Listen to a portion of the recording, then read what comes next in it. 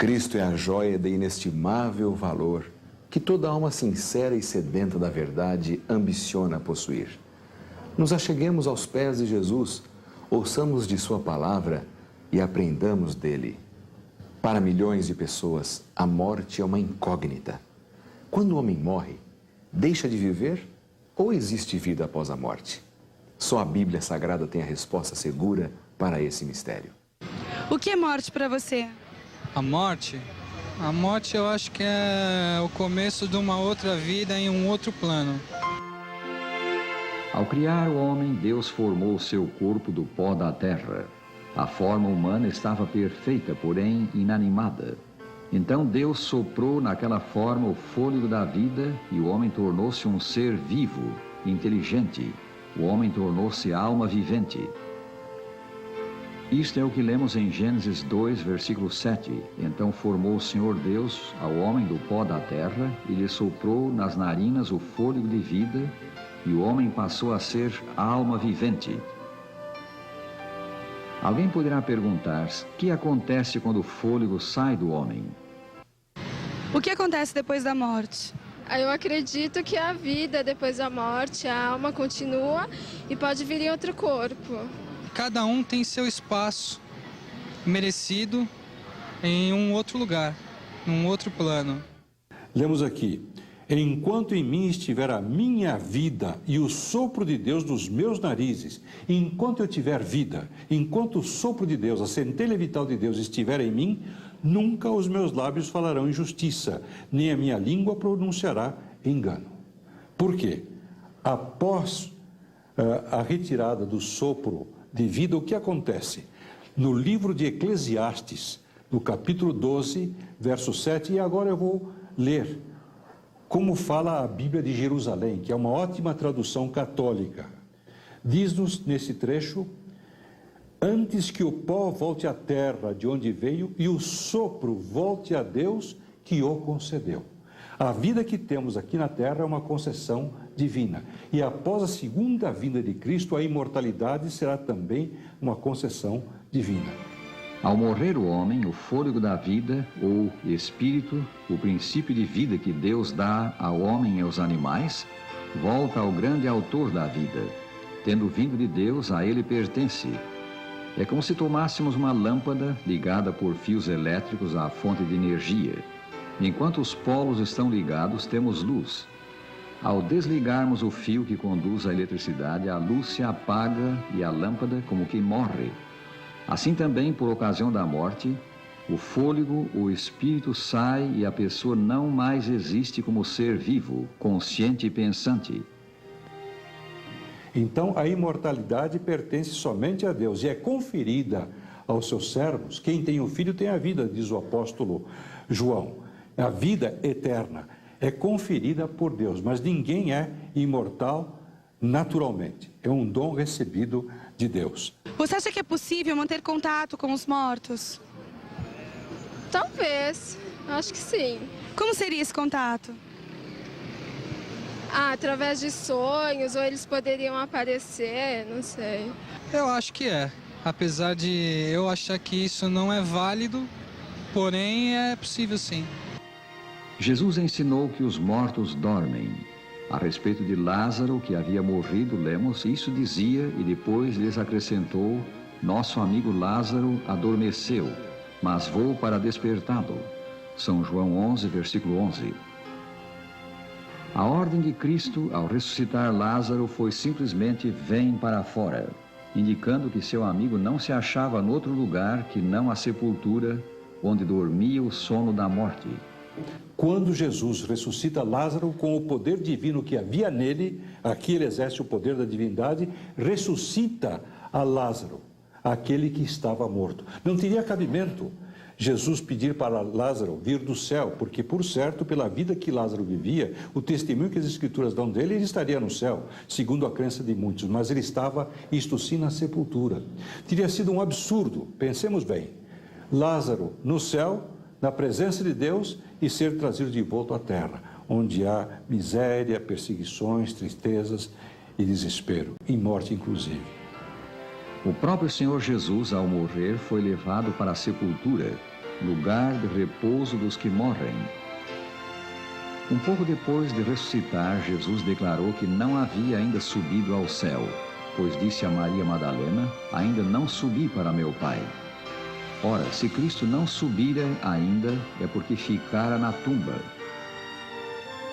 As Escrituras são muito claras quanto ao estado do homem na morte, porque os vivos, dizem elas, sabem que hão de morrer, mas os mortos não sabem coisa nenhuma, nem tampouco terão eles recompensa, porque a sua memória jaz no esquecimento.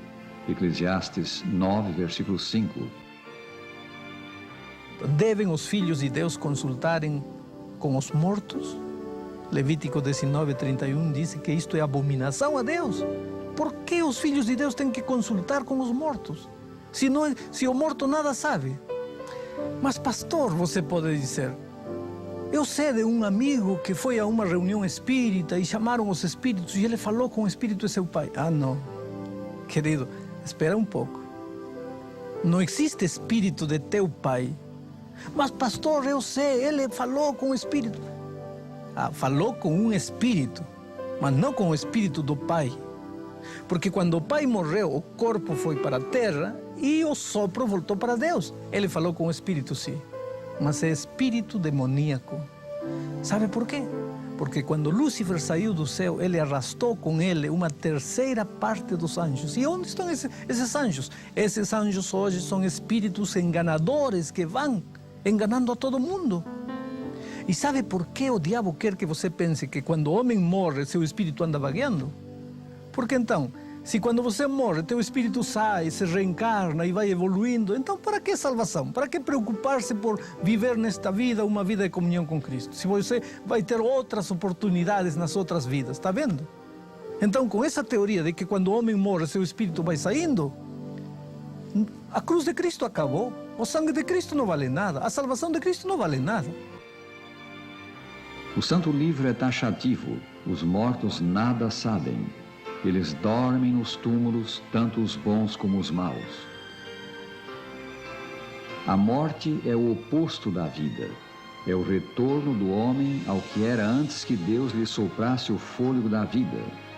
Morte é a retirada da vida e de tudo quanto ela implica. Vida implica pensamento e consciência. Na morte não há nem pensamento nem consciência.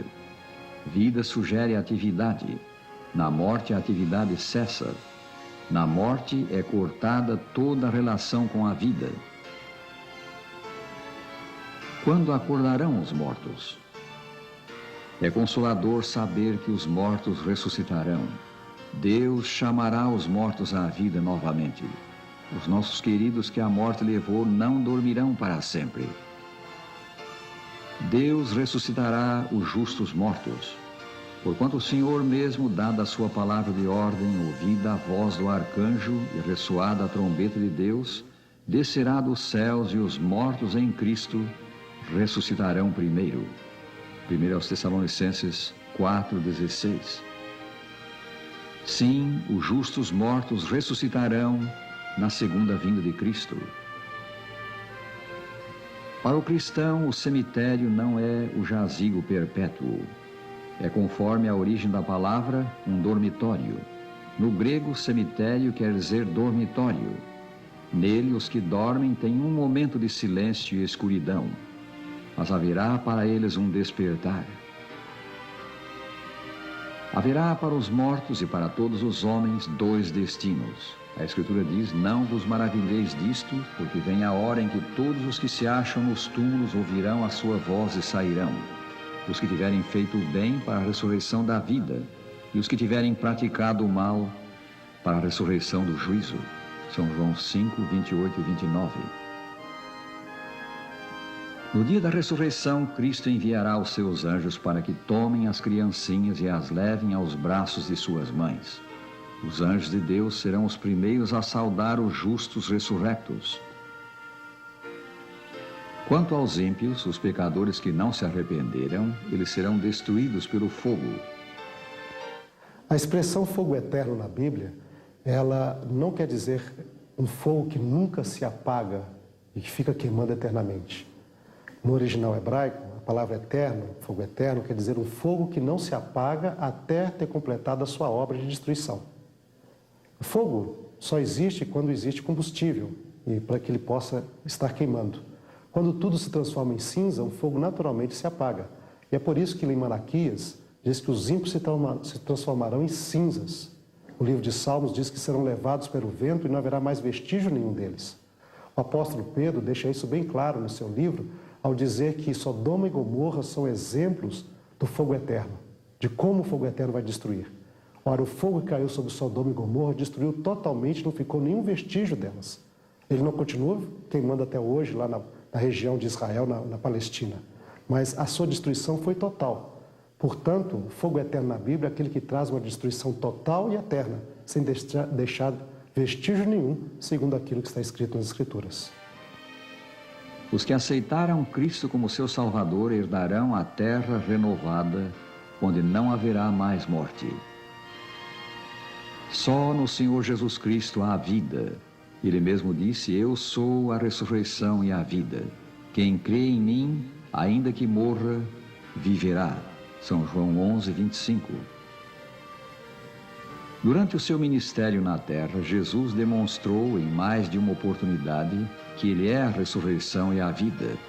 O quadro que vemos agora é o do milagre operado com a filha de Jairo, ressuscitada por Cristo. O Senhor Jesus Cristo é o autor da vida. Ele ressuscitou dos mortos, venceu a morte, e erguerá da tumba os que nele dormem, os que a ela desceram como filhos seus. O Cristo crucificado e ressurrecto é a nossa esperança de vida após a morte. A ele devemos nos apegar. No reino de Deus, que Cristo estabelecerá quando voltar, não mais haverá pecado nem morte. Os justos terão alcançado imortalidade. Há o paraíso de Deus, o lar dos benditos. Ali todas as lágrimas serão enxugadas de todas as faces. Bem-aventurados, felizes, diz a Escritura, aqueles que guardam os seus mandamentos, para que tenham poder na árvore da vida e possam entrar na cidade pelas portas. Apocalipse 22, versículo 14. Amigos, encontramo-nos no limiar da eternidade, às portas desse reino em que veremos Jesus e com ele estaremos. Poderíamos achar mais rica e confortadora promessa que esta dada pelo Salvador no seu livro? Cristo promete vir buscar-nos para que onde ele estiver, estejamos nós também. Amigo, receberás Jesus no teu coração agora. Recebe-o. Ele te salvará do pecado e te ressuscitará no último dia. Estamos seguros se estamos com Cristo. As nossas faltas são supridas. No dizer do salmista, entrega o teu caminho ao Senhor, confia nele e o mais ele fará.